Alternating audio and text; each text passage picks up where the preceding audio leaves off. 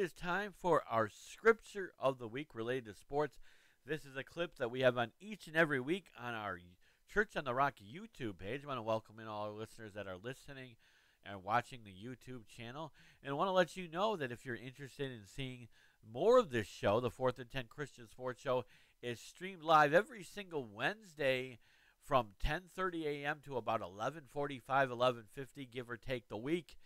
And I host the show, and we talk about local sports and related as well to Christian themes like our Christian.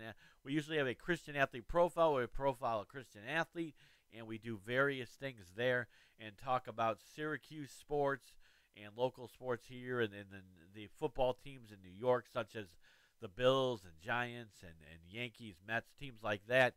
And we're here each and every Wednesday, so you can feel free to check that out.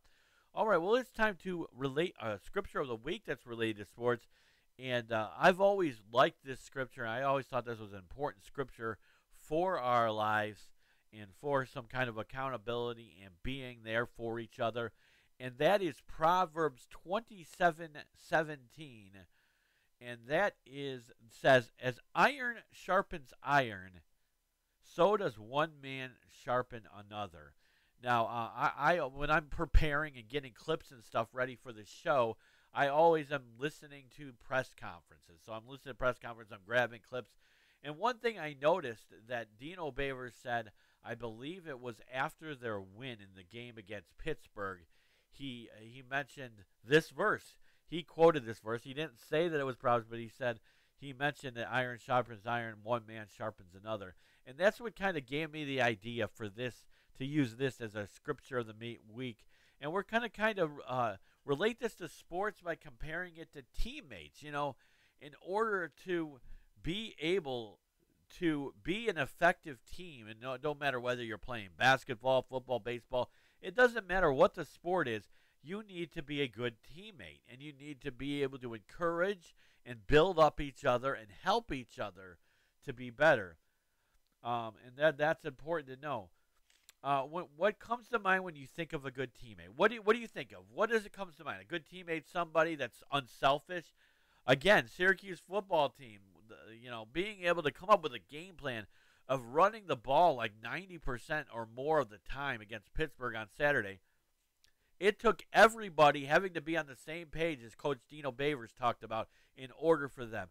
The wide receivers had to sacrifice getting the ball thrown to them in order to block. In order for everybody had to block. The offensive line had to be all in this game plan for this thing to work, and that's what happened. And Syracuse was able to win the game. So what comes to mind? A good teammate is somebody, I believe, that's unselfish, somebody that's building up and encouraging the other players. You always want to see everybody else succeed. It's not about being, there is no I in team. You've heard that saying probably a bunch of times. There's no I in team. And that's true. There's no I in team. Most importantly, what comes to mind when you think of how about a godly teammate? Some obvious answers that come to mind are qualities like picking up after practice, bringing high energy into the locker room. However, being a godly teammate is more than being just a good teammate. It calls for a higher standard that just simply, not just simple human gestures. It calls for actions and responses that may be uncomfortable, but all the more rewarding, right? Sometimes it's uncomfortable to be a godly teammate, to do the right thing no matter what the cost. An athlete can be a great teammate when he or she is a regular starter on a winning team and everything seems to be going right. But the true qualities and character of a teammate are shown when things aren't going as planned. And if your Bills think things aren't going as planned, you had to get rid of your offensive coordinator. And again, I watched lots of press conferences getting ready for the show. One guy, I loved his attitude that I happened to see in an interview in a press conference was Mitch Morse, I believe, who's the center for the Bills. And he said, you know what? We can't change what's happened. We can't change the past. All we can do is allow this to build character and go forth. And he said, it's a long week. He said, I've been in a situation like this on another team a long time ago, and we were able to win out and do some good things and had a good season despite, in the middle of the season, things looking bleak. So those are the kind of things that you can do. If you can have that positive attitude and you need a good teammate, to kind of help those guys that might be discouraged. You know, it's so easy to get discouraged when things aren't going so well in your sport or whatever it may be, or in your life. When things aren't going well, that's when you really see your character. Are you walking in the fruits of the Spirit? Are you walking with character when those things happen?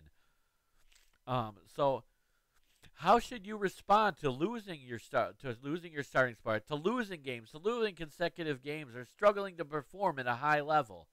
It may seem impossible to be a godly teammate at the low points, but it's during these times in your life and the athletic career when you can be a better teammate than you ever had at your highest. Because this is really the test. If you can have a good attitude and and build and encourage your other teammates when times are tough, then you can do it at any time. So, but what is this that we are called to do in order to build up those around us? According to Proverbs 12:26, the one who is righteous is to guide his neighbor, but the one of the wicked leads them astray. So you want to be the righteous one. You don't want to lead them astray. You don't want to take them down a path that they shouldn't be going down. You want to lead them into the neighbor. Athletes, what a disservice you can do to your fellow teammates if you don't hold them accountable in truth. No, that doesn't give you permission to heap insults and negativity on those around you. Rather, it presents an opportunity to guide your peers into the best that they can be. Picking up your teammates when they become discouraged, talking to them privately when they are bringing negativity to the team. You may have to take somebody aside and say, you know what, I know it's hard to have a good attitude right now, but it's important that we stay even keel. It's important that that's what captains are supposed to do on team. The captains are supposed to encourage the other players to stay the course, to press on, to stay positive no matter what's going on in the field. Bringing accountability to a variety of other situations are all qualities seen in a godly teammate. As the scripture says, as iron sharpens iron by rubbing against each other, iron would never become sharp without friction, would it? Being a godly teammate can be uncomfortable at times. In fact, it can be very uncomfortable. It's extremely hard to remain positive when things aren't going your way or when you need to confront a fellow teammate. Push past the discomfort. Your team will be better off when you respond with godly action. So it's always important to stay positive, no matter whether things are good, no matter things are bad. You've got to want to remember, if you just encourage each other and help each other, you're going to be better off with whatever situation comes our way. Again, that's our scripture of the week related to sports and being a good teammate. It's Proverbs 27:17 out of the English Standard Version.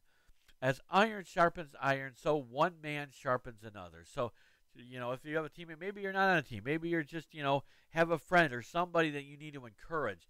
Ask God, is there somebody out there that needs encouragement, that you could go and help and encourage them, and wherever they are in their life today, there's got to be an opportunity there for things to be done and be done to be better.